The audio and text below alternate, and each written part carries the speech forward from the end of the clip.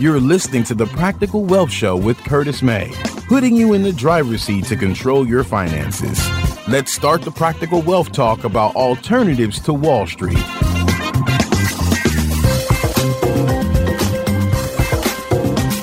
All right, everybody, welcome to the Practical Wealth Show. This is your host, Curtis May, and today what we're going to talk about is attacking debt, okay? Actually attacking debt and building wealth.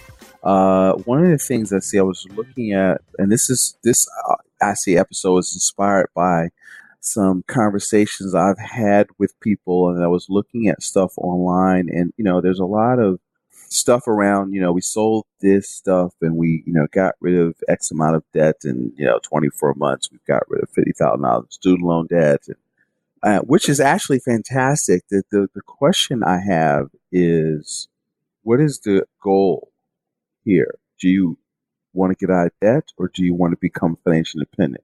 Because they're not mutually exclusive. And I would argue you can do both, but there's an order in which you do that. So I'm going to keep this kind of a short episode, but what I want to do is propose to you a formula. And this is found in the Richest Man in Babylon book. As you know, I'm really big on having a philosophy about how you handle money. And so the formula is 10, 20, 70. All right. And so what does that mean, Curtis? Well, 10% goes to savings. See, what's the first rule of wealth?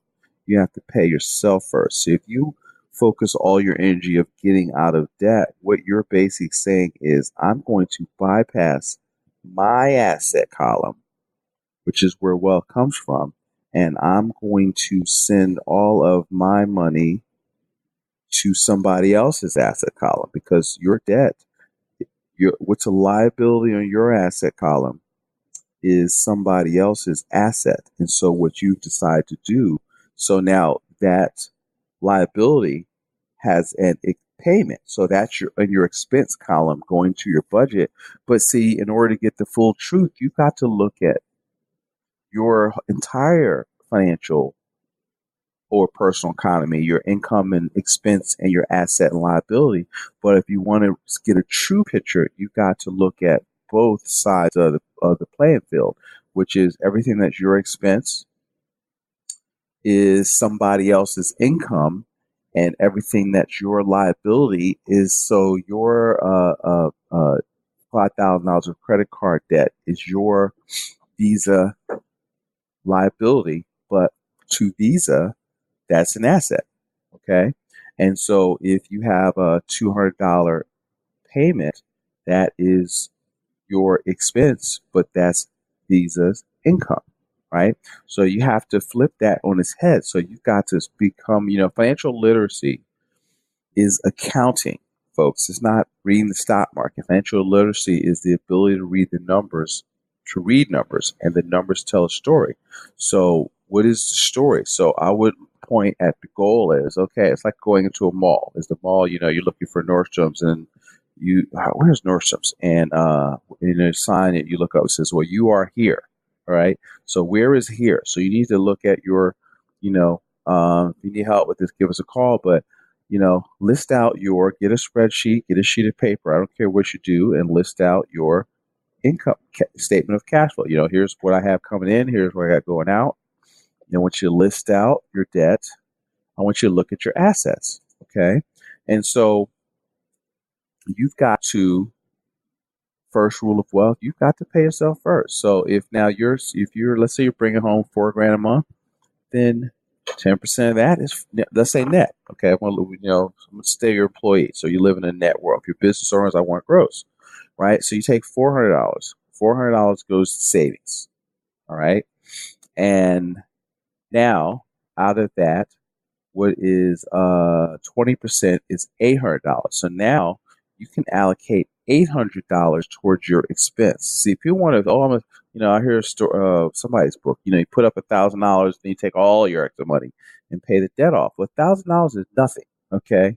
And so you need to see. Some people, I've got a young guy trying to pay his stuff off too fast, and then at the same time he's trying to pay off his debt, but then he go get a new car and a new apartment, and because he had a little bit extra money, so he doesn't realize that he's I have to talk to him about this, that he's you're at the same place. Because you just spent up all your surplus, and you're not saving like I told you to do. Hope you hear this. All right, and because you weren't looking at your numbers and you think you have more money than you do, and I'm already seeing you're negative $200, and so because you're not paying attention to your numbers, you have to look at your numbers. You need to look at your numbers every week. You've got to run your household like a business, right? So if you want to get out of debt, you've got to track it. See, folks, that's what gets measured, gets done. All right. And so now what I want you to do is say, all right, you look up your debt. Say, all right, I'm going to add up all this debt. And we've done this for people. I'm thinking of a young lady we did this for, and I said, all right, let's tell me about your balances. So when I work with people, I want to know, all right, tell me about the debt, balances, interest rates, monthly payments. So I want to know the balance. I want to know what you send them. And then I want to know what the minimum payment is. And then I want to know the interest rate, right? So you write that out on a sheet of paper. Now, this particular person, when we added up the money, it was like $1,500 that she was sending in. But the minimum payments came to about $900. I was like, okay. So we wasn't saving any money, right? So we have a little bit of margin there. So it says, here's what we're going to do. Out of this $1,500, you've got to pay yourself first. So we're going to, we use the money for life strategy. Get money, bank it, borrow it, spend it, repay it. But we bank it. So we created her banking system, and we put some of it in the bank. And so so I said, look, you got to pay yourself first. So you got to save $300. All right. And so now what does that leave? That leaves $1,200. Well, what's her minimum debt payment? $900, right? So now what we're going to do is we're going to allocate $1,200 towards debt elimination. And we created a program that would have her out of debt in, what was it? I have to look at my notes. 18 months, 24 max. Okay. And she had money. Okay. And so what's the point of having all your debts paid off and you're broke? I don't even see any point of that. And so all your creditors are happy, but you're broke. How does that feel? That's a recipe for disaster, because if you don't have any money, first time an emergency comes up, what do you got to do? You got to go back into debt because you don't have any capital. You don't have any access to cash. You have to, obligate future earnings again via debt because you had an emergency, which is not really an emergency. It's called life. Because stuff happens. You just got to prepare for that. Come up. So you want to focus on what is financial independence? Buying, creating, being able to live from the income from your personally invested assets. So you have to feed your asset column first. So one, you got to save. And savings, remember, it's only 4 things you can do with savings. Savings is the key to growing an economy. I don't care what they teach you in college or what the Washington or Keynesians think. You can't spend your way to wealth. Okay, you have to. Now you can lever your way to wealth, and you got to get smarter. We got to learn how to use good debt, because there's good debt and bad debt, right? So debt is a two-edged sword, but you are never, if you're trying to get wealthy or financially independent, you cannot do that focusing on getting out of debt. Okay, you actually need to get into more debt, but you need to get smarter, and you can't buy stuff. What Rich Dad calls doodads. Bigger cars, bigger houses. You're just you're a slave because you're working to pay the debt off. Whereas if you buy a $100,000 duplex, well, let's say you need 20% down, and you control a $100,000, $120,000 asset that has the ability to go up. You're getting cash flow. Your tenant is paying the mortgage. You might still have a little bit left over, and now you've controlled a $100,000 asset with $20,000, and you have cash flow over and above the cost of the mortgage. Now you're building wealth because let's say you're netting $200 a month.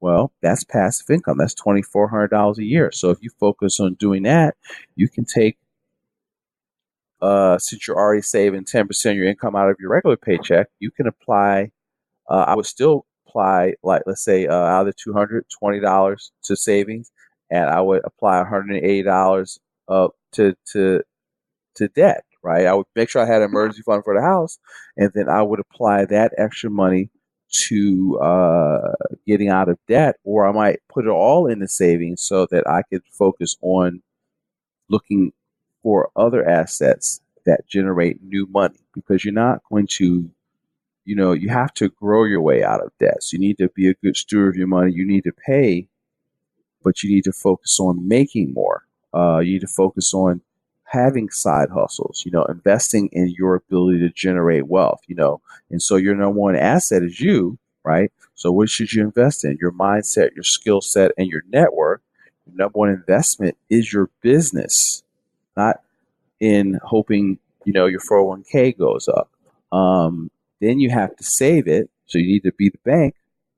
So those are the first three things that I would invest in while I'm paying off debt. Because if I can get a new idea that can allow me to make some more money, I can accelerate the debt. But I'm still trying to keep a baseline where I'm saving. So that 20%. So what you do is we say, well, all right, well, I got this. Let's say you take the smallest bill.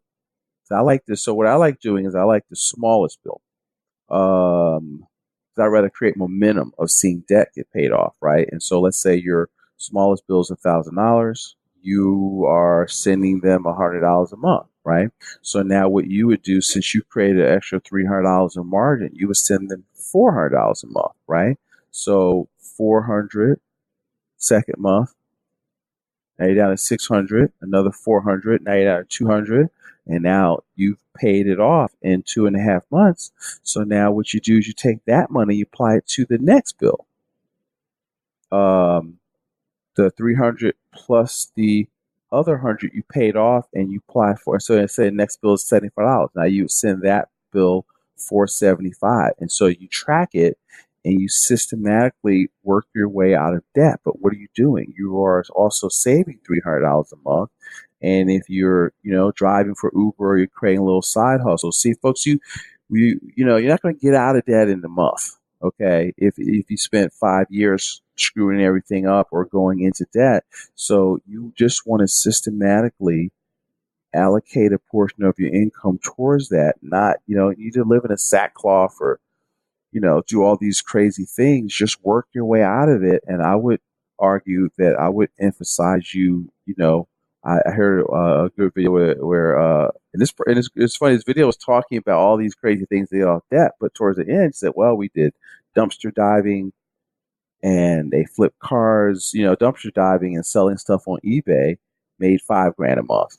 So they make $60,000 a year hustling on the side. See, so that's let's lead with that. Okay, how can you sell stuff on eBay? What can you do? I had a aunt that used to sell dinners on the weekend and make like $1,800 because they knew she could really cook, and they might spend $300 on the food, and then frying chicken, doing this and that. See, folks, you got to learn how to hustle. You got to learn how to make money. See, I would argue that if you emphasize staying aggressive and staying in the revenue generation mode and just managing your cash flow, you would work your way down. So the 10 to savings, 20% to debt elimination, 70% to lifestyle, right? So you still got to live. And so here's a quick tip. So what can you do? So, of course, I don't have any money. So here is a strategy we call income shifting. So remember, I focus on transfers, right? Transferred money is money you're losing unknowingly, unnecessarily. So debt is a transfer, right? So if you're paying extra on your mortgage, stop. Okay. And if you have a 15-year, I would get a 30, right? You're not going to live there 30 years. And taxes, here's the one. So you could adjust now, Corey, I have a report from, I think it came out in 2005 from the IRS that says, listen, most people use it basically says 80% of Americans have their W-4 filled out wrong. And to the tune of, I don't have it in front of me, like maybe like $40, $60 a week. And so they're saying that, listen, you use your tax refund as a forced savings. And the report says you'd be better served to, number one, save it, or two, get out of debt, as opposed to getting this big tax refund. Because it's a refund, folks. It's your money. So that means you're giving up liquidity and control over it for a year. And then as soon as you get it, what do? You give it away. All right. So how are you going to, you do that for over and over again? You review your W-4 every year as your life changes. So taxes, by number one, stop leaving a tip. Get your money back. Learn how the tax code works, folks. Since everybody talks about the Trump tax codes. Well, folks, it's always been two tax codes. One for, it's one, but there's really two sides of it, right? So one for wage earners, one for people that are in business. And so, folks, if you will learn that, there's a book by Ron Mueller called, I can't think of it, but there's another book by Sandy Bakken, Lower Your Taxes Big Time. In the first chapter of the book, he says, if you don't have a home-based business, you are brain dead. Chapter 1. Okay.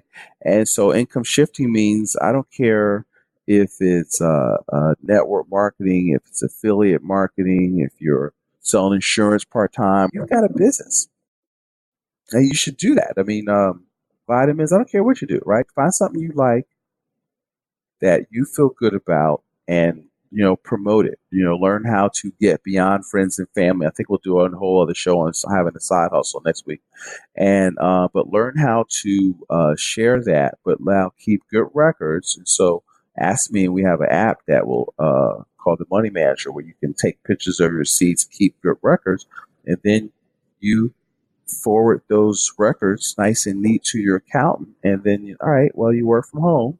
And so now you're able to shift. So the mortgage you already got to pay, the landscaping you already have to do, the repairs you're already going to do, now you can get a percentage of that written off against your income because you have a business, right? And so what does that do? That creates more money, more cash flow. So now if you've got more money coming in, you've got more to go towards 10%, you've got more to go towards 20%. If you can earn some business income, you've got more to go to the 10%, you've got more to go to the 20%. And that is how you accelerate getting out of debt, by focus on growth, not on scarcity. I want to keep this episode short today, but remember, 10, 20, 70, you didn't get into it overnight. You're not going to get out of it overnight.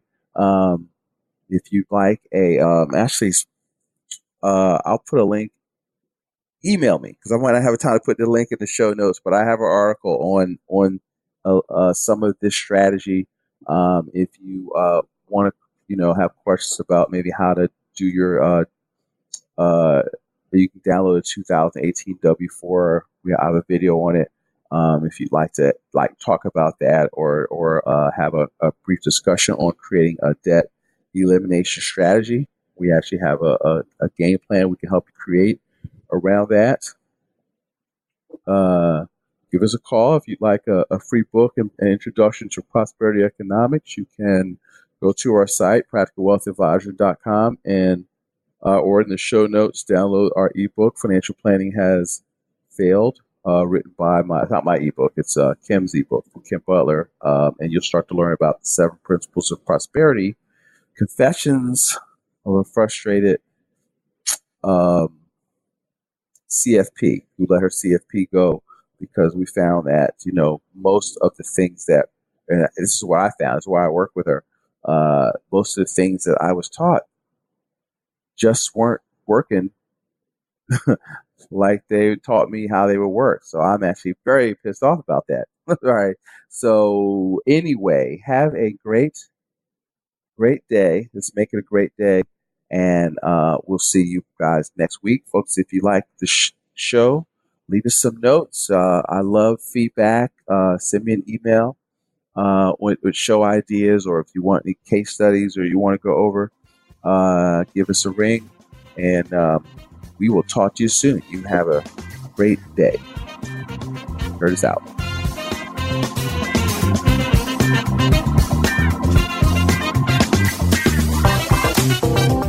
Thanks for listening to Practical Wealth. To access the show notes and resources, go to practicalwealthshow.com. To get your questions on the show, go to practicalwealthshow.com.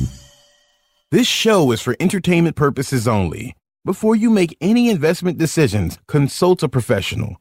This show is copyrighted by Practical Wealth. Written permission must be granted before syndication or rebroadcasting.